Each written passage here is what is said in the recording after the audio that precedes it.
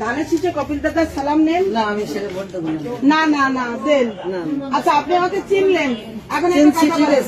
এখন একটা কথা আপনারা আমি চিনছি, আপনাকেও ভোট দিছি আমরা ইনশাল্লাহ। কিন্তু এখন আমরা এখানে ভোট আমি দিতে পারবো না, খালি দিলে আপনারা যতই যা করেন। আচ্ছা ঠিক আছে শোনেন, ভোট না দেন, আপনি আমার একটা কথা শুনেন। আমি আপনাদের চেয়ারম্যান না, আপনারা আমাকে ভোট দিয়ে চেয়ারম্যান বানাইছিলেন না? আপনাদেরকে আমি অনেক ভালোবাসি।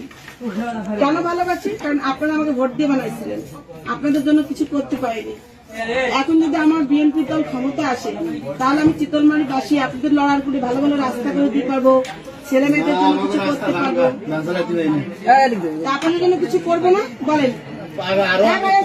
আরো আগে তো আপনি হয়েছেন, করেন না কেন? আরো আগে হইছে, আগে ক্লিয়ার ভাঙ্গা এখন একটা কথা শুনে, তোমরা একটা কথা শোনো। আরো আগে তো আমি হয়েছি ভাই। আপনি কি একদিন আমার জেলখানায় দেখতে গেছিলেন? একদিনে গেছিলাম, গেছিলেন? একদিন গেছিলাম। মাশাআল্লাহ।